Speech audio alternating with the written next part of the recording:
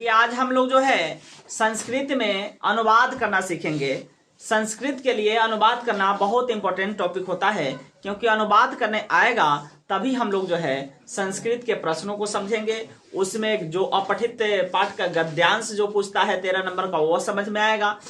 मतलब कि सारे जो है समस्या का समाधान जो है संस्कृत का अनुवाद है। तो हम लोग चलते हैं, शुरू करते हैं, संस्कृत में अनुवाद करना सीखते हैं। 6 नंबर का एग्जाम में आता भी है, ठीक ना। चलिए, और जितना भी है, हम जितने भी सेंटेंस लिए हैं, जितने भी वाक्य लिए हैं, सारे जो है एग्जाम के दृष्टिकोण से बहुत ही महत्वपूर्ण है, बहुत VVI है। इसी के आधार पे प्रश्न पूछे जाते हैं। हो सकता है इसमें से भी क्या वो रहेगा एग्जाम में, ठीक ना। नहीं तो इसी के आधार पर कोई दूसरा निश्चित रूप से इतना पढ़ लोगे तो आगे जो है एग्जाम के लिए बहुत फायदेमंद रहेगा, ठीक ना। चलिए,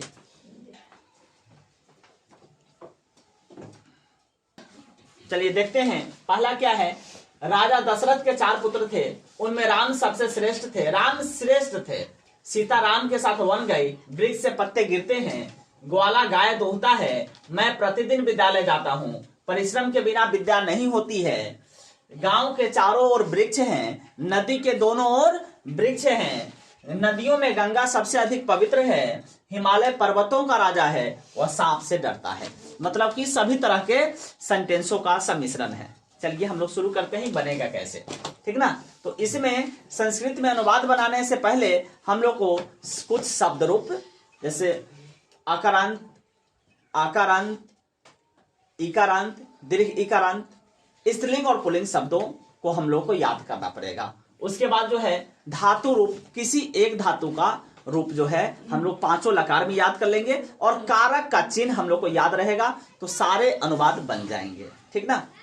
चलिए, राजा दशरथ के 4 पुत्र थे, तो राजा दशरथ का हम लोग सीधे राजा दशरथ भी उतार सकते हैं।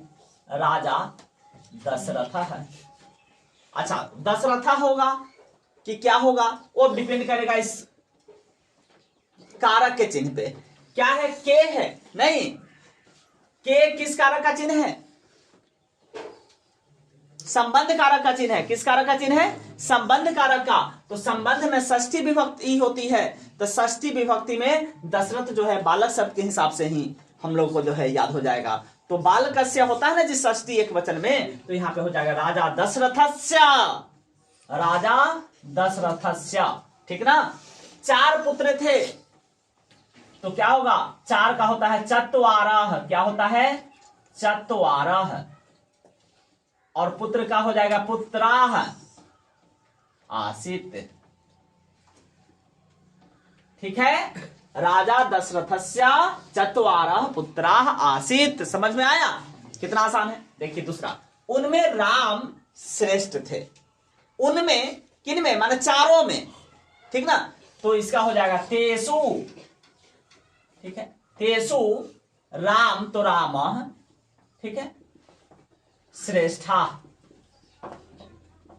ठीक है। इतना भी छोड़ सकते हैं, या थे का आसित लिख सकते हैं, ठीक है। हम लोग छोड़ भी सकते हैं, लिख भी सकते हैं आसित को, ठीक है। चलिए, सीता राम के साथ वन गई, तो पहले सीता को लिखिए, यहां कोई विभक्ति नहीं है, तो पहले सीता लिख लीजिए। सीता राम के साथ, यहां देखिए के साथ है, ठीक ना। तो जो है राम के साथ, यह जो है कारक में एक सूत्र होता है सहार्थे तृतीया। सहार्थे तृतीया का मतलब कि सह के अर्थ में तृतीया विभक्ति होती है। संस्कृत में कारक में कुछ सूत्रों को हम लोग को याद करना है जो बहुत महत्वपूर्ण होता है। सहार्थे तृतीया, सह माने होता है के साथ, सह माने सह, सह माने के साथ, सह के अर्थ में तृतीया विभक्ति। दानार्थे चतुर्थी, किसी को कुछ दिया जाता है, यानी दान के अर्थ में चतुर्थी विभक्ति, ठीक ना। एन अंग विकारा, किसी अंग के खराब होने की स्थिति में तृतीया विभक्ति। तो कुछ सूत्रों को हम लोग को याद करना होगा, मतलब कि शब्द रूप, धातु रूप के साथ साथ, लकार के साथ साथ, और ये कारक के चिन्ह के साथ साथ कुछ हम लोग को जो है कारक का सूत्र याद रखेंगे, सारे अनुवाद जो है बन जाएंगे, ठीक ना। तो क्या हो गया, सहार्थे तृतीया। तो राम के साथ कौन सी विभक्ति, स होगा ना, के साथ का स होगा, तो राम में कौन सी विभक्ति, तृतीया विभक्ति। तृतीया में माने राम के क्या हो जाएगा, बालकेन होता ना, बालक एक याद रखिए, तो बालक के हिसाब से राम का भी शब्द होगा, क्योंकि बालक भी आकारांत पुल्लिंग शब्द है, राम भी आकारांत पुल्लिंग शब्द है ना। तो क्या हो जाएगा, रामेन, क्या हो जाएगा, रामेन सह। क्लियर हुआ। सीता रामेन सह कहां गई, वन, वनम, वन गई माने वन को गई। इसमें को जो है साइलेंट है, छुपा हुआ है, समझ में आ रहा जी। विद्यालय गया, वन गया, यहां विद्यालय माने विद्यालय को, वन गई माने वन को गई ना जी। तो यहां पे क्या हो जाएगा, द्वितीय विभक्ति, को कर्म कारक का चिन्ह होता है, द्वितीय विभक्ति तो वनम, ठीक है। अगछत, अगछत यह भूतकाल में है, ठीक है। यहां देखिए, वृक्ष से पत्ते गिरते हैं, वृक्ष से किस कारक का चिन्ह हुआ, से जो है दो कारक में होता है, एक करण कारक और एक होता है अपादान कारक। करण से, अपादान से। करण में होता है संपर्क, जैसे हम लोग कलम से लिखते हैं, जब तक इसमें संपर्क होगा नहीं, सटेगा नहीं, तब तक लिखाएगा, यानी करण कारक में संपर्क होता है। और अपादान कारक का से होता है वो अलग होना, माने बिलगाव होने की स्थिति में होता है अपादान का कारक। समझ में आया। तो अपादान यहां क्या है, वृक्ष से पत्ते गिरते हैं, मान लो वृक्ष से पत्ता गिरता है, दोबारा जुड़ता है, माने अलग होता है कि नहीं। तो यहां पे वृक्ष से जब पत्ते गिरने की बात होगी तो किस कारक में होगा, याद रखिए, अपादान कारक। वृक्ष से पत्ते गिरेंगे तो यहां से अपादान कारक। कलम से लिखेंगे, फुटबॉल से हम लोग खेलते हैं, तो जब तक फुटबॉल को हम टच नहीं करेंगे तब तक खेल पाएंगे नहीं। तो इसका मतलब कि वहां पे से किस कारक में, करण कारक में। जहां से सीधा सा दिमाग में रखिए, जहां सटने का माने संपर्क का बोध होगा वहां से हो गया करण कारक, जहां हटने का माने बिलगाव अलग होने का बोध हो वहां से कौन कारक, अपादान कारक। क्लियर हो गया दोनों से में। चलिए, यहां पेड़ से पत्ता गिरेगा तो वृक्ष का तो हम लोग वृक्षे लिख लेते हैं, वृक्ष का वृक्ष ही होता है, पहले वृक्ष लिख लीजिए। और उसके बाद क्या है, से अपादान, अपादान में हम लोग वृक्ष में क्या आ जाएगा, वृक्षात। बालक शब्द देखिए, याद रखिए, याद है ना जी बालक शब्द। तो क्या होगा, बालखात होता ना पंचमी एक वचन में, तो यहां हो जाएगा वृक्षात। क्या हो जाएगा, वृक्षात। अब क्या है, पत्ते गिरते हैं, बहुत सारे पत्ते हैं, तो पत्रानी, क्या होगा, पत्रानी, पत्रम, पत्रानी होता है बहुवचन में। अब गिरना, अब देखिए होता क्या है, गिरना क्या है, पत्ते गिरते हैं बहुवचन में है ना, तब पतंती। समझ में आया, पत धातु है तो यहां पतंती हो जाएगा। क्लियर हुआ। आगे बढ़िए। ग्वाला गाय दोहता है, ग्वाला माने गोपालका, ग्वाला का इंग्लिश क्या होता है, गोपालका, ठीक है। गाय दोहता है यानी गाय को दोहता है, तो गाम होता है दोह्यते। क्लियर। आगे देखिए, मैं का क्या होगा, अहम, प्रतिदिन है तो प्रतिदिनम, इस तरह का जो है कुछ सीधे हम लोग इसको लिखते प्रतिदिनम, ठीक है। अहम प्रतिदिनम, इसको उतारते चले जाएंगे, बन जाएगा। देखिए, विद्यालय जाते हैं, देखिए मैं प्रतिदिन विद्यालय जाता हूं, माने विद्यालय को जाता हूं, यहाँ पे को चिन्ह छुपा हुआ है ना जी, को चिन्ह छुपा हुआ है। तो हम लोग यहाँ पे क्या बनाएंगे, को माने कर्म कारक, कर्म कारक में क्या होगा, द्वितीय विभक्ति, तो विद्यालयम, अहम प्रतिदिनम विद्यालयम, विद्यालयम। और क्या होगा, हम बताए हैं अभी, क्या बताए हैं थोड़ा देर पहले, कि मैं प्रतिदिन विद्यालय जाता हूं। तो देखिए, मैं प्रतिदिन विद्यालय जाता हूं, जाना यहां जो है धातु रूप हो गया, और मैं क्या है, मैं अहम होता है। अहम किस पुरुष किस वचन में बताए, संस्कृत बनाने में अनुवाद बनाने का रूल क्या है कि कर्ता जिस पुरुष जिस वचन में हो, क्रिया भी उसी पुरुष और उसी वचन का होगा, है ना। तो यहाँ पे कर्ता मैं है, तो यह किस वचन में है और किस पुरुष में है, तो उत्तम पुरुष एक वचन में है, उत्तम पुरुष एक वचन में है, तो क्रिया यानी गम धातु में उत्तम पुरुष एक वचन में होगा गच्छामि, ठीक ना। क्या हो जाएगा, गच्छामि। अहम प्रतिदिनम विद्यालयम गच्छामि। समझ में आया। तो देखिए, सब याद रहेगा तो इतना आसान है ना। ये तो इंग्लिश से भी आसान है, सीधे उतारते चल जाइए। परिश्रम के बिना विद्या नहीं होती, परिश्रम, तो यहां तो परिश्रम दे दिया है, परिश्रम का संस्कृत भी परिश्रम में होता है, तो परिश्रम पहले लिख लीजिए, परिश्रम के बिना, है ना, मतलब परिश्रम के बिना है, तो परिश्रमेन बिना, क्या हो जाएगा, परिश्रमेन विना, बिना का यह ओ होता है, परिश्रमेन विना विद्या, तो विद्या होगा। ठीक है, विद्या नहीं होती है न भक्ति। समझ में आया? न भक्ति हो गया। परिश्रमेन बिना विद्या न भक्ति। गांव के चारों ओर वृक्ष है। देखिए इसमें दो सेंटेंस, गांव के चारों ओर वृक्ष है और नदी के दोनों ओर वृक्ष है। यहां जब हम लोग रूल के हिसाब से बनाएंगे तो गांव के किस कारक का चिन्ह है? संबंध कारक। संबंध का चिन्ह का के की क्या होता है? का के की। तो इसके हिसाब से संबंध में षष्ठी विभक्ति लगती है। जरा ध्यान से देखिएगा, यहां पे क्रिटिकल है, स्टेज है। क्यों?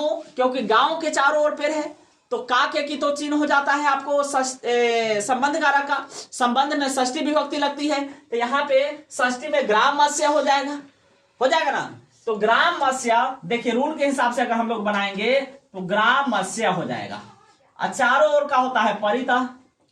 ठीक है, क्या है? पेड़ है तो वृक्षा, बहुत सारे पेड़ होंगे, वृक्षा असंति। ठीक है, लेकिन ये तो हम रूल के हिसाब से बनाए हैं, पूरा का पूरा सही है, लेकिन हो जाएगा हमारा गलत। कैसे गलत हो जाएगा बताते हैं। हम अभी थोड़ा देर पहले चर्चा किए हैं कि संस्कृत में कारक का कुछ सूत्र भी होता है, तो उन सूत्रों को हम लोग को याद रखना है। क्या होता है? तो कर्म कारक में सूत्र होता है आपको उभयतः परितः सर्वतः योगे द्वितीया। उभयतः परितः सर्वतः योगे द्वितीया लिख देते हैं। उभयतः परितः सर्वतः योगे द्वितीया। क्या होता है? द्वितीया। कहने का मतलब हुआ कि उभयतः माने दोनों ओर, उभयतः माने दोनों ओर, परितः माने चारों ओर, परितः माने चारों ओर, सर्वतः माने सब ओर। ठीक ना? योग है माने इन शब्दों के योग में द्वितीय विभक्ति। जहां भी आपको उभयतः परितः सर्वतः शब्द मिल गया वहां पे हम रूल को भूल जाएंगे, कारक के रूल को भूल जाएंगे। किसके हिसाब से बनाएंगे? तो इस सूत्र के हिसाब से। तो यहाँ पे परितः शब्द आ गया, कौन सा विभक्ति? द्वितीय विभक्ति। तो ग्रामस्य में क्या हो जाएगा? ग्रामम नहीं, तो ग्रामस्य गलत हो जाएगा। क्या हो जाएगा? ग्रामम। समझ में आया? तो यहां पे अब हम लोग क्या कर देंगे? ग्रामम। समझ में आया? गांव के चारों ओर वृक्ष है तो अब हो जाएगा ग्रामम परितः वृक्षा संति। समझ में आया जी? आगे देखिए, इसी तरह से नदी के दोनों ओर वृक्ष है। ठीक ना? तो अगर हम रूल के हिसाब से तो नद्या लिखते हैं, लेकिन यहां नद्या नहीं, नदीम। नदीम उभयतः यहां पे हो जाएगा। क्या हो जाएगा? उभयतः। क्या होगा? वृक्षा, वृक्षा संति। यह भी दोनों ओर है तो बहुवचन में वृक्ष होगा। ठीक है, नदियों में, अब देखिए नदियों में गंगा सबसे अधिक पवित्र है। यहां में है, नदियों में है। में किस कारक का चिन्ह है? अधिकरण कारक का चिन्ह है। अधिकरण कारक में क्या होगा? सप्तमी विभक्ति होगा। तो यहां क्या हो जाएगा? नदीसु। क्या हो जाएगा? इसका हो जाएगा नौ, गलती लिखा रहा है, दीर्घिकार होता है, नदीसु। ठीक है, गंगा तो गंगा। ठीक है, गंगा सबसे अधिक पवित्र की बात होगी तो पवित्र का तो पवित्र होता है, पवित्र ही होता है। ठीक ना? लेकिन सबसे अधिक अगर पवित्र हो तो पवित्रतमा, पवित्रतमा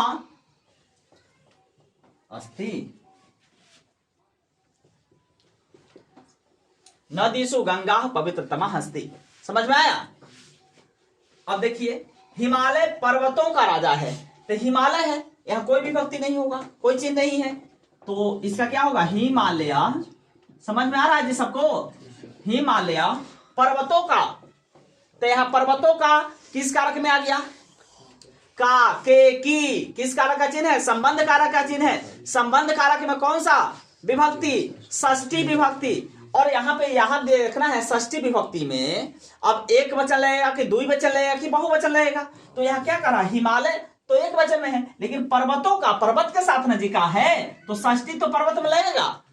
लेकिन पर्वतों का माने सभी पर्वतों का राजा है, माने सभी पर्वतों में नहीं, तो सारे पर्वतों के यानी बहुवचन में आ गया। समझ में आया? इसके हिसाब से हम विभक्ति पहचान लिए। और ये पर्वत माने कितने पर्वतों में, तो सब पर्वतों में ना जी, यानी बहुवचन में। तो यहाँ पे षष्ठी बहुवचन है, समझ में आ रहा है।